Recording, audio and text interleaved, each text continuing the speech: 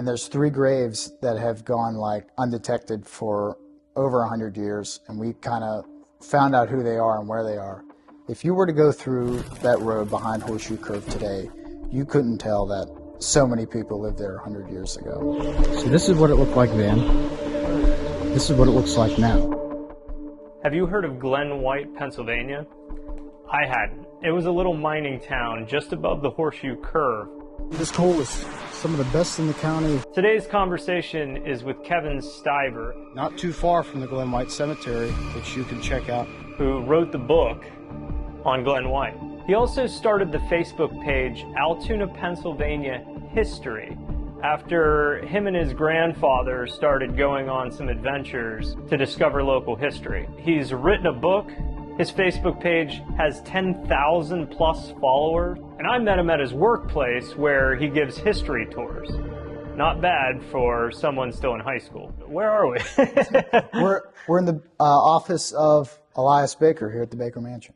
And why are we here? You recently just started an endeavor with Baker Mansion. So I'm in a couple weeks here, my first full year of being a docent for the Blair County Historical Society, being a tour guide here at Baker Mansion. I love it. It's local history, and it's something for me to do, and I love spending my weekends here and get to teach people history firsthand, walking through it. Where are you going to school? Bellwood. Bellwood, okay. I'll be a junior this coming year at Bellwood. That's unbelievable, man. When I was going through Altoona Railroaders Museum when I was growing up, I don't think history sank in, or that I was, fully appreciating what was around me. So Yeah. it's pretty cool that you're interested in that. Yeah, I think a lot of people that visit things like that, or places like this, or places like the Railroaders Museum, don't fully grasp what is like in front of them. Going to see my great-grandparents, and now I think, man, why didn't I ask them about this or that? And, the opportunity was there to ask them stuff like that, but I obviously wasn't thinking about that at the time. But I would say when COVID came along, I kind of really got interested in history. I was my 6th grade year, virtual lessons at home. We started doing local history tidbits off and on. I would start telling my pap about these things, and my pap would go out and show me things here and there, and we would just spend the whole day gallivanting and stuff around Blair and Cambria counties. I've learned a lot over the last couple of years, and local history has always been a thing for the last 5 years for me. Is kind of like my number one hobby is to kind of get interested in. Yeah. Well, what sort of places were you checking out with Pat? He grew up just about 5 miles from Horseshoe Curve, and Horseshoe Curve's always been a special place for him and all of his siblings. So we spent a lot of time there, and we went up and checked out little portions of the Katanning Trail, the old Indian trail that ran through Blair County and Cambria County. We would spend days looking at trail markers and monuments that put along the trail, and just things such as just things that he grew up going to see, that he knew, and going out to see some of his friends that actually got to live some of this history. It was always a surprise and an adventure when going out with him. So since I got my permit now, I'm taking him to the places he wants me to take him to. So yeah, that's awesome. And you record these adventures, right? Some of them? Yeah, I've just starting to get into it, especially now, like things that I know that my great-grandparents have known about, like my pap tells me about these things. And I'm going out and recording them while they're still here, and the information that I have while I still have it from my family members. So I'm starting to get some of this stuff recorded, because if somebody doesn't, it might not be around whenever you want to. So just starting to dabble in that a little bit. How do you feel about that? Like there's a reason I hit record often. In a way, you're preserving something that would otherwise, be lost to history. Yeah. There's things when I look at your page, I don't think there's a lot that I learn. I discover a lot when I check out the photos, when I watch the videos. Glen White is an example of that. Like, this is something I'd never heard of. And so when you press the record button on your camera, you're sort of bringing something to light that otherwise would have been lost in the archives somewhere. Oh, absolutely. Like, for example, Glen White, if you were to go through that road behind Horseshoe Curve today, you couldn't tell that so many people lived there 100 years ago. The only things left is foundations. The coke ovens that actually like kind of built that town are still there. And there's 3 graves that have gone like undetected for over 100 years, and we kind of found out who they are and where they are. Sharing the stories of the individuals that are buried there people get interested in them, and hundreds of thousands of people look at this and think, wow, this is local history that I never knew that was just off the woods and off the side of the road. Yeah, I was reading a comment section. There was a woman who you were interacting with about her photo of, it was either her parents or great-grandparents, something like that. Yeah, so we were talking about a wedding picture. She commented on one of my photos about her family being in Glen White, and she said the name of her family, and I knew I read the name before, and I talked to the family before about that wedding picture when I got it.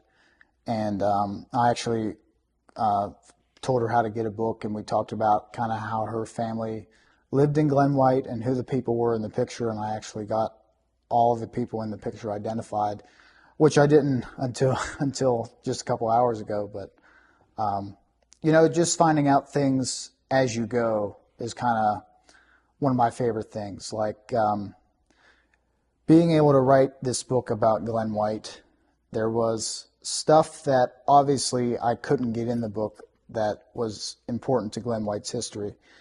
And you find this stuff out after you get the book out. People who have connections to it read it, and then they email you or call you and say, oh, you could have included this in my book, my family pictures that come available of Glen White. It's really a favorite thing for me because times were tough back then. Like, nobody had a camera, and if you did, it was a pretty big deal, and you were taking pictures as often as you could. But to find the very few pictures that are actually taken of Glen White left, it's always like I get butterflies in my stomach when I see it. And usually I'm so familiar with it now, I can look at it and tell you where that was in Glen White or who I think it might be. But just the research and everything has really been fun. What happened to the town? Like, where did it go? So it kind of just disappeared. It was over the course of 3 years. So in 1938, the company who maintained the area of Glen White went under, and it went into a voluntary receivership. That meant like whoever wanted the company got it, and so those people got it back and restarted as the Glen White Coal Corporation, and they ran it for about 1.5 years with help from a refinancing agency. But as it turns out, they didn't pay anything on the loans that they acquired. So the bank took it, and it went up for sheriff's sale, and it was sold to M. Glosser Brothers of Johnstown. All the rails and the steam engines were scrapped, and the city of Altoona bought it from them for, I think, $1,200, all the land. And they said, because nobody owned their own house in Glen White itself, it was all owned by the company, and they told the people that lived there still, you need to get out by such and such times. It was about 1 year. And by the end of 1941, nothing was left. People tore down their houses and moved them below the reservoir at Horseshoe Curve. So if you are on your way to Horseshoe Curve on the left-hand side, you notice some of the houses are like very similar in architecture because they were used and built with the lumber from Glen White houses, and Glen White residents were the first people to live in these houses. Okay.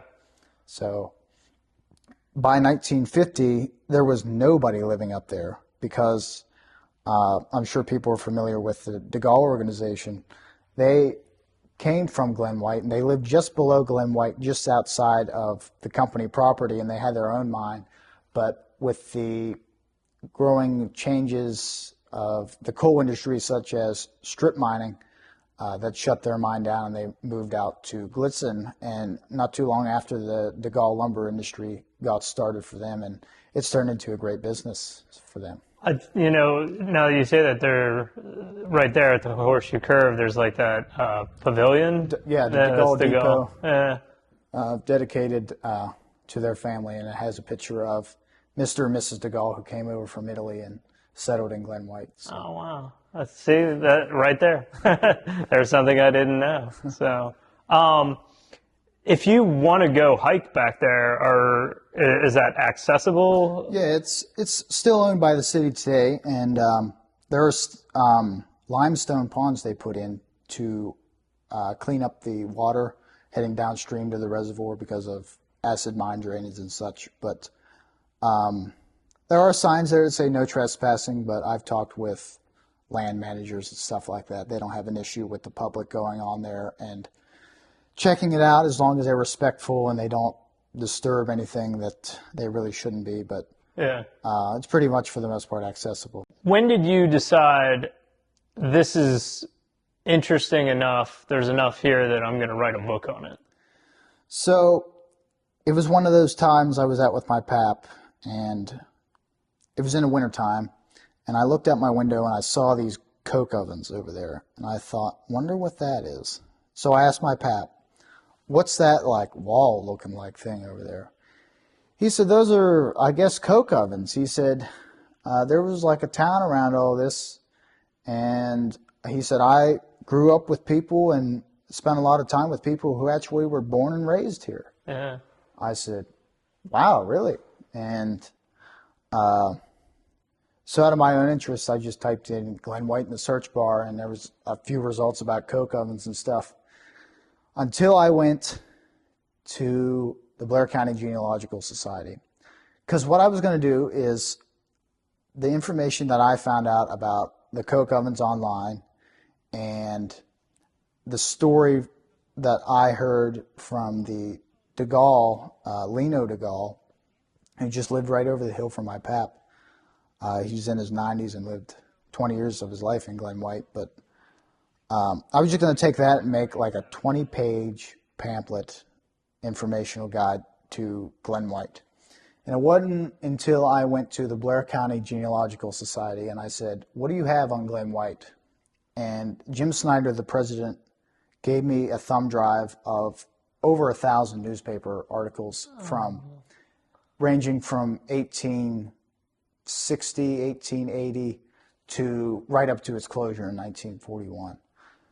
So after sitting down and reading all those, I thought there's more than just coke ovens here.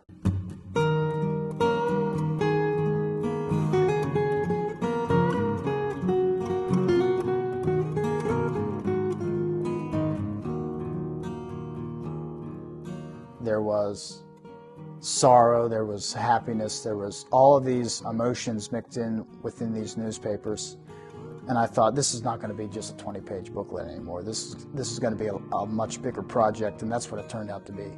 Yeah. So now I got the book out in May of last year, and it was 74 pages, giving kind of the rundown of Glen White, who lived there, what the town was brought up with, what the town went down with, little side anecdotes from each family that lived there, a little bit of history of some of the high-up company families and stuff like that. So going out and talking to the surviving family members and being able to look at their pictures that they have and telling me stories associated with the pictures is something that, if it's not written down, it's going to be lost. Yeah.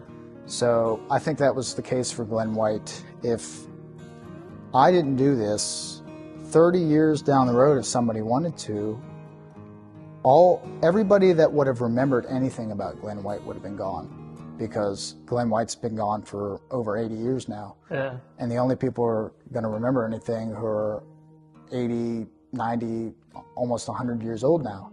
So obviously they're not going to be with us in 30 years. So that's why I took it into action to do it myself and kind of go out and visit these people as much as I can.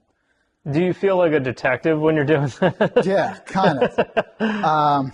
Spending hours kind of looking into family details so far back and then calling my pap and say, does this sound right? Because he's kind of been there, taking me here, taking me there. I didn't have my permit or anything at the time, so he was kind of there to help me out. And I would call also the family members and just like, does that sound right? I'm going to tell you what I wrote in your book about your family. Does it sound right? And they said, no, this is that. And then I have to go back and kind of like find out where I made my error and reading all this kind of stuff and just trying to make, connect the dots and everything. But it was really fun. Yeah. It's like Lino DeGaulle, one of my closest friends now, he just turned 95 just a couple weeks ago. He really helped me out with where everything was in the town. Yeah. He hand drew a map based off of his memory of Glen White.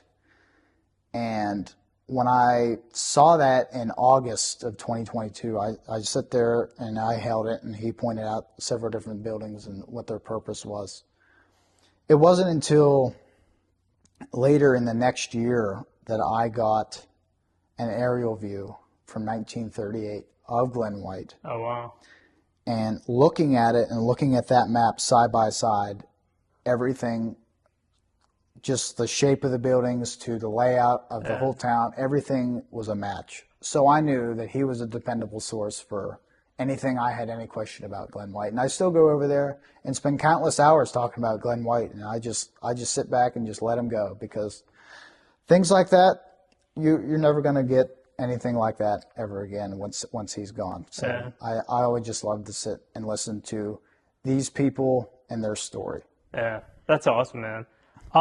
When did your Facebook page become something? So I kind of got interested in COVID. I started it in November 2020, and I would put little history lessons on. I would kind of go what my pap showed me, what my pap told me. I had a couple things of my own, but then it turned into just sharing old pictures and old stories, like I've been doing, and it's been a good thing for me. Over the last 4 years, I get to connect to different people. It's been a way that I could advertise and be able to reach out to family members through this page, and it's really taken off over the last 2 years, I would say, especially. I've just passed 10,000 followers this year, so I guess that's pretty big. And, Yeah. Why do you think people are so interested? Do you know where these people are coming from? I mean, obviously the people that comment, you get Yeah. a sense of that, but are they all from Altoona? Are they all from, yeah. If I look at the analytics, you look and it says such and such percent Altoona, Hollidaysburg, whatever, but I would say about 50% of it would be away from home. And not only do I share history, I share what's going on here. I put things on Friday, Around Town Friday, things that are going on around town, things what it looked like now compared to what people might have saw when they left to what it looks like now. It's just sharing history that's not too much focused on. We got the Railroaders Museum we got here at the Baker Mansion. There's all these little stories and things that could be forgotten about, and I share them, and thousands and thousands of people look at that and think, wow, I'm from Altoona, Pennsylvania. I never even heard such a thing. So Yeah.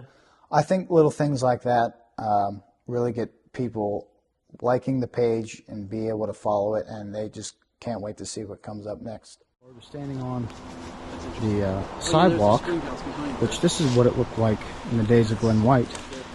This cliff is explaining his part of the video about that picture. But see, this is what it looked like then. This is what it looks like now. One of the things that comes to mind when thinking Glen White, people heard the name, they don't know it, they see it on a sign, they just keep going. But when you stop and you look at the pictures that I have in the book and the information and the names, and you walk up to the foundation and you look at the name that was associated with the foundation, you got to think about yourself. All the memories that you made with your family and all the events, you got to look back, and people had just as good as memories in the house that once stood where your hand is on that foundation. So I think that's an aspect of history that needs to be more focused on. People should focus more on that rather than just knowing about it. You got to live it. You got to think it. As for Glen White, the emotion that they went through when they found out they were going to be out of the home, and I detail that in the book, and just realized that they were just told to leave the place where they spent all their lives working and living.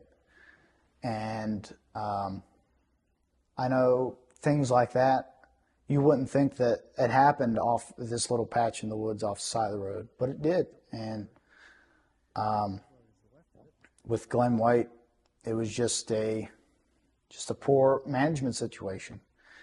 Who knows? It still could have been an operable coal area today if it would have been managed properly and people would have stuck there and continued to work. But it's hard to say what could be the future of Glen White today if things didn't change in 1938 when that company first closed up. But the Water Authority, it was an endless battle with the people of Glen White because it was a poor town, so they really didn't have accessibility to cleaner things that people had here in the city, like your bathrooms or anything. They were just shacks slapped on the hillside or whatever. People would go up there and kind of like, what is wrong with these people? Like, next town over, the little mine patch, they were like, this is like a horrible place to live in. Like, what is going on? There's like no color on the houses or anything. They're all plain, and it was just, you're barely getting by. What would have been different if they would have had the money and the accessibility to things like public sewage, which they did eventually have in the 1920s. It was put in at request of the city. It was a WPA project, but what could have been different was the city, the Glen White's relationship to the city of Altoona. Mm-hmm. City of Altoona was always right there, getting right on them, make sure that water was clean and necessarily good heading downstream to the reservoirs. So I think when the time came that M. Glosser Brothers was looking to sell it after they scrapped everything, the Altoona Water Authority was right there, and they were their first buyer. And they eventually did what they were going to do in the 80s when they put those limestone ponds in the 80s or 90s. But I also kind of hate that they put those in, because on the right-hand side of the road, that was where a majority of the houses were, and that's where the ponds are. Mm-hmm. So things were kind of disturbed in that process. I'm sure foundations were just moved out of the way and pushed over. And that's what they did in the 40s when they first acquired the land. There's now a roadbed where it would have been the middle of the school and the church when it would have been Glen White. So the city of Altoona and the Water Authority kind of also played a part in Glen White's demise. I mean, they own it now, and I would love to. I actually talked with them to be able to get something like a walking history trail where you can go in and look at the foundations and read a sign that is associated with the foundations or anything like that. Yeah. But just not let it get worse than it already is, because the coke ovens, I include in my book, pictures of the coke ovens taken 50 years apart. There's one from 1925, 1975, and last year. And nature has really played a role in destroying things at Glen White. The coke ovens are falling in, they're getting ripped apart. Say when I'm 66 years old in 50 years, what's going to be left of it? Right. Probably nothing. It'd probably just be a stack of rocks on the side of a bank and people just pass it by like it's nothing. But it would really be nice to be able to save what's left.